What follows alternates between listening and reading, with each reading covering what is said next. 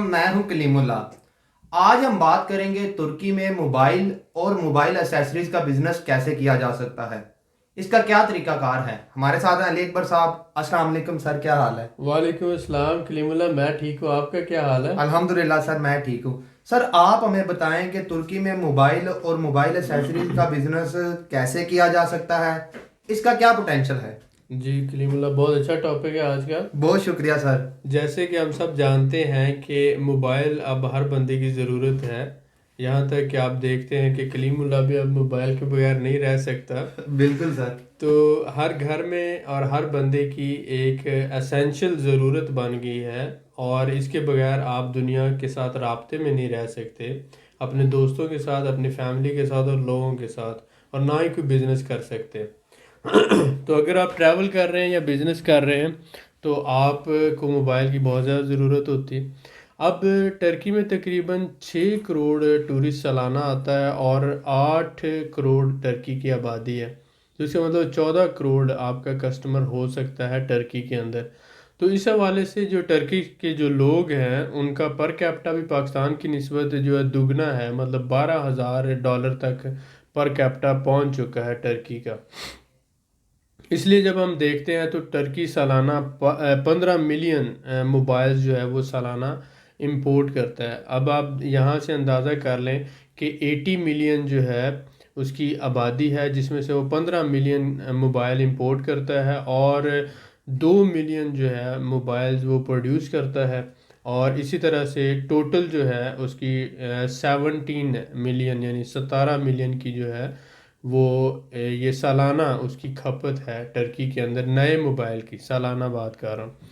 अब आपको पता है बहुत से लोग हर साल मोबाइल नहीं बदलते, बहुत से लोग जो हर 6 महीने बाद भी बदल लेते हैं। तो डिपेंड करता है आपकी पसंद नापसंद पर और आपकी ज़रूरियात पर। तो इस हवाले से अगर आप मोबाइल का काम करना चाहते हैं टर्की में तो इसका बहुत ज़्यादा पोटेंशियल है।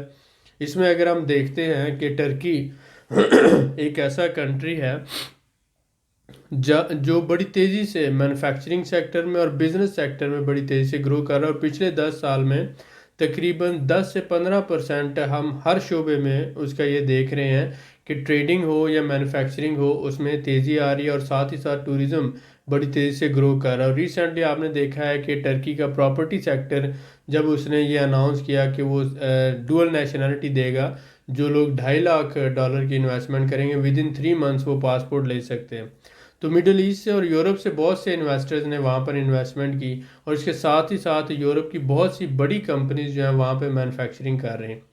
अब अगर आप टर्की में कोई बिजनेस करने का इरादा रखते हैं और अगर आप ऑलरेडी मोबाइल सेक्टर में काम कर रहे हैं पाकिस्तान में, दुबई में, सऊदी अरब में या दुनिया के किसी भी मुल्क में, तो आपके लिए टर्की एक नई मार्केट है और यहाँ पर आपके लिए बहुत ज़्यादा पोटेंशियल मुमकिन है। आप एक छोटी शॉप से शुरू करके एसेसरी सेल कर सकते हैं, नए मोबाइल सेल कर सकते हैं, पुराने मोबाइल सेल कर सकते हैं और साथ ही साथ आप सर्विसेज प्रोवाइड कर सकते हैं।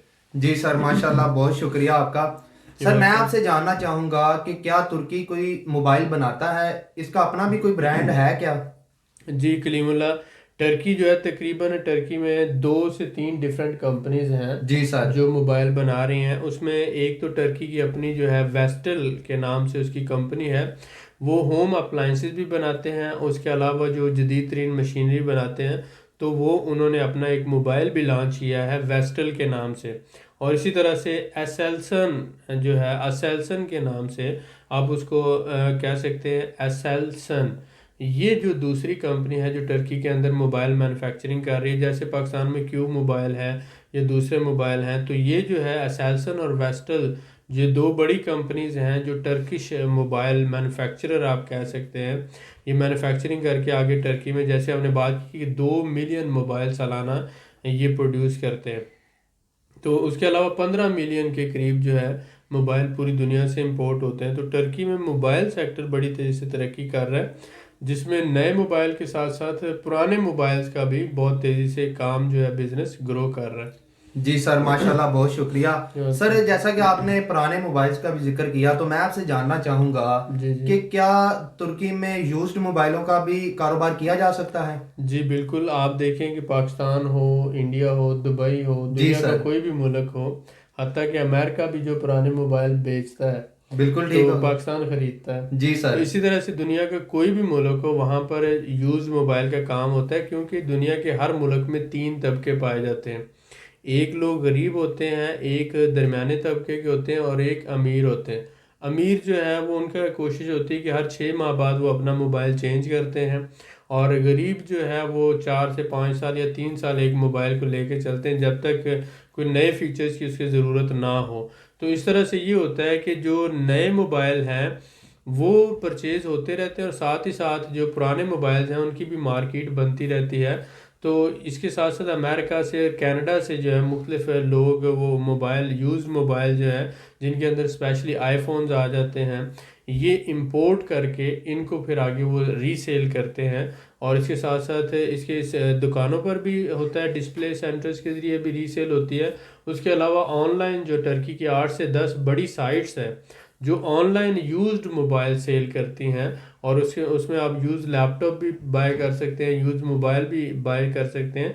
सेल और परचेज जो है, क्योंकि टर्की में तकरीबन 100% एजुकेशन है, यानी कि वहाँ पर अनएजुकेटेड लोग नहीं हैं। तो सारे के सारे पढ़े लिखे हैं और सारे के सारे जो है वहाँ पर कंप्यूटर का इस्तेमाल जानते हैं, इसलिए वहाँ पर ई कामर्स बड़ी तेज़ी से ग्रो हो रहा है। तो यूज्ड मोबाइल का ज़्यादातर काम जो है वो ऑनलाइन साइट्स पर होता है, और उसके साथ साथ जो है वो डिस्प्ले सेंटर्स पर भी होता है। और जी सर। ज़्यादातर आईफोन जो है अमेरिका से इंपोर्ट होता है, उस तरह का जो महंगा फ़ोन है उनका काम जो है यूज़ मोबाइल में ज़्यादा है। जी सर, बिल्कुल ठीक हो गया, बहुत शुक्रिया आपका। ये सर मैं आपसे जानना चाहूँगा कि दुनिया में मोबाइल के बड़े एक्सपोर्टर ममालिक कौन से हैं? जी बिल्कुल, आपका हक है जानने का, और जी मैं सर, बहुत मेरा शुक्रिया। फ़र्ज़ है बताना। उसमें अगर आप देखते हैं कि सारी दुनिया में चाइना मैन्युफैक्चरिंग में लीड कर रहा है। तो चाइना जो है दुनिया का तकरीबन आप समझ लें 47% है दुनिया का।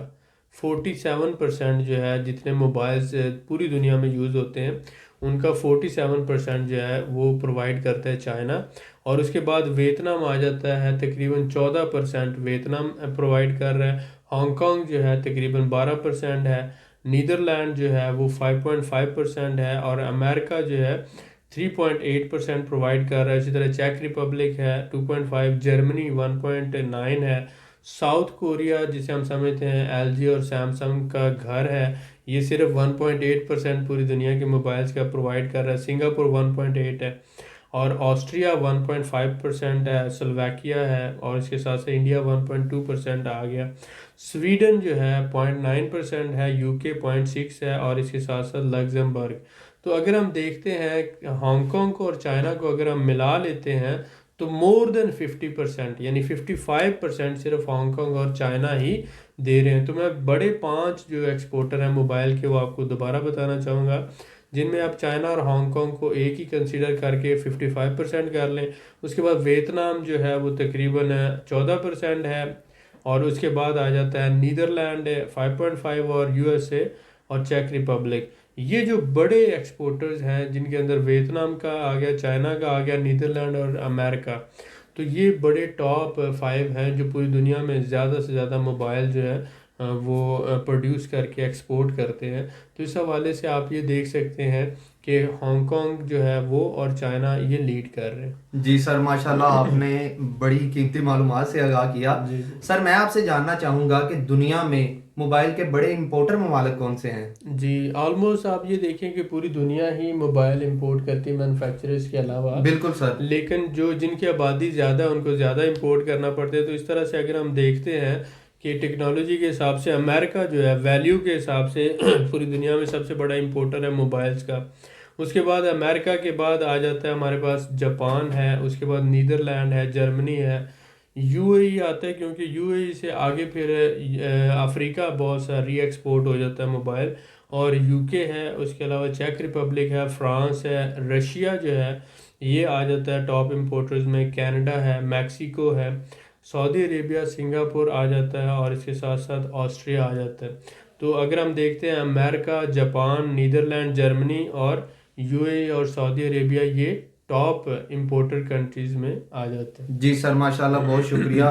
सर मैं आपसे जानना चाहूँगा कि जैसा कि आप जानते हैं हमारे बहुत से भाई मोबाइल रिपेयरिंग सर्विसेज से मुंसलिक हैं, काम करते हैं, जी तो जी क्या तुर्की में मोबाइल रिपेयरिंग सर्विसेज का बिजनेस किया जा सकता है? जी डेफिनेटली। आप ये देखें कि पाकिस्तान हो, अमेरिका हो, जापान हो, दुनिया का कोई भी मुल्क हो, जी सर बिल्कुल। उसमें क्या होता है कि जब आप कोई चीज़ यूज़ करते हैं तो वो ख़राब होती है, और ऐसा जब ही कोई है। चीज़ ख़राब होती है तो उसको रिपेयर भी करवाया जाता है। जी सर बिल्कुल। तो इसलिए जब एसेसरीज मौजूद हों और मोबाइल भी ख़राब होने वाली चीज़ है, तो इसका मतलब है कि बीच में जो रिपेयरिंग करने वाले की ज़रूरत पड़ सकती है। जी सर तो ये बिल्कुल। जो सर्विसेज है पूरी दुनिया में हर मुल्क ही प्रोवाइड करता है, और हर मुल्क में इस बिज़नेस का स्कोप है।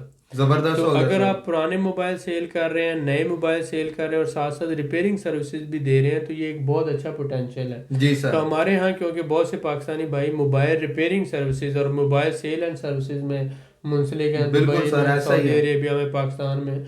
तो वो भाई अगर तुर्की के अंदर बिजनेस करना चाहते हैं तो डेफिनेटली, एक तो टर्की जो हब है टूरिज्म सर्विसेज का, और 6 करोड़ सालाना टूरिस्ट आता है, और उसके अलावा इसकी अपनी बड़ी आबादी है। तो यहाँ पर आप मोबाइल रिपेयरिंग सर्विसेज भी अपने सेल्स के साथ साथ मोबाइल रिपेयरिंग सर्विसेज भी दे सकते हैं। जी सर माशाल्लाह, बहुत शुक्रिया सर। जैसा कि आपने अभी तुर्की के पोटेंशियल के बारे में जिक्र किया कि वहाँ पे टूरिस्ट भी आता है, तो मैं जी आपसे जानना चाहूँगा कि अगर कोई हमारा भाई बिजनेस करना चाहता है तुर्की में यूज्ड मोबाइल का या मोबाइल एसेसरीज का या रिपेयरिंग सर्विसेज का, जी जी तो सर उसके लिए क्या स्कोप है?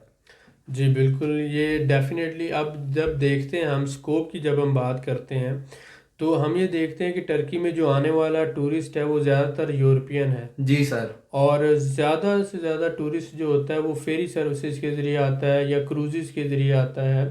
तो तकरीबन 6 करोड़ टूरिस्ट आता है वहाँ पर, और उसमें यूरोपियन, मिडल ईस्टर्न और अमेरिकन और ऑस्ट्रेलियन टूरिस्ट होता है। जी सर यानी सारा पैसे वाला टूरिस्ट होता है, या रशिया से लोग आते हैं। बिल्कुल ठीक है तो सर। ये जो सारे रिच या पैसे वाले टूरिस्ट होते हैं, इनको जो सर्विसेज चाहिए ये पैसा खर्च करते हैं। बिल्कुल सर। 4 स्टार होटल्स हैं, 5 स्टार होटल्स हैं, उनमें रहते हैं। और जो भी टूरिस्ट किसी कंट्री में जाता है उसको सबसे पहले वहाँ की सिम लेना पड़ती है, वहाँ का इंटरनेट एक्टिव करवाना पड़ता है। आपने जब टर्की का ट्रैवल किया या आप जब आज़रबाईजान आए तो आपने बिल्कुल सर देखा ऐसा ही कि है। आपको आते ही इंटरनेट की ज़रूरत पड़ती है और सिम लेना पड़ती है। खाने से पहले सर जरूरत पड़ती है इसकी। और इसके साथ साथ मोबाइल रजिस्टर्ड करवाना पड़ता है, और अगर मोबाइल का कोई प्रॉब्लम हो जाए तो उसकी रिपेयरिंग भी करवाना पड़ती है। जी सर बिल्कुल। तो या फिर मोबाइल पसंद ना हो तो आपको नया मोबाइल भी लेना पड़ सकता है। ऐसा ही है तो सर। ये सारे प्रॉब्लम्स हर बंदे के साथ होते हैं, तो हर टूरिस्ट के साथ भी होते हैं और लोकल पॉपुलेशन के साथ भी होते हैं। तो पोटेंशियल यहीं से डेवलप हो जाता है। इन सारी बातों का मकसद ये है कि जब मोबाइल यूज़ भी होते हैं, मोबाइल ख़राब भी होते हैं, नए मोबाइल भी सेल होते हैं, पुराने भी सेल होते हैं, लोग आते भी हैं और वहाँ की आबादी भी ज़्यादा है। तो इसका मतलब है कि सिर्फ एक ही बैरियर है, उसे हम कहते हैं लैंग्वेज बैरियर। तो अगर 2-4 महीने आप लगाकर टर्किश लैंग्वेज सीख लेते हैं, साथ साथ जो फॉरेनर टूरिस्ट है उसने तो इंग्लिश में बात करनी है, या फॉरेनर जितने लोग हैं, तो आप इस बिज़नेस में अगर आप सर्विसेज साथ देते हैं, सेल्स शुरू कर लेते हैं, नए मोबाइल की, पुराने मोबाइल की रिपेयरिंग सर्विसेज कर लेते हैं, तो आप एक अच्छा सेटअप बना सकते हैं। तुर्की के इस्तांबुल के अलावा तकरीबन 40 से 50 डिफरेंट शहर हैं, जिनमें 10 से 12 टूरिस्ट सिटीज़ हैं, बड़े से बड़े, जैसे अंटालिया है, बुरसा है, इज़मीर है, उसके अलावा पोर्ट सिटी मर्सन है, उसके अलावा ट्रैबज़ोन है, सैमसंग है, और सैमसुन है, और इसी तरह अनकारा है, अर्जुरुम है।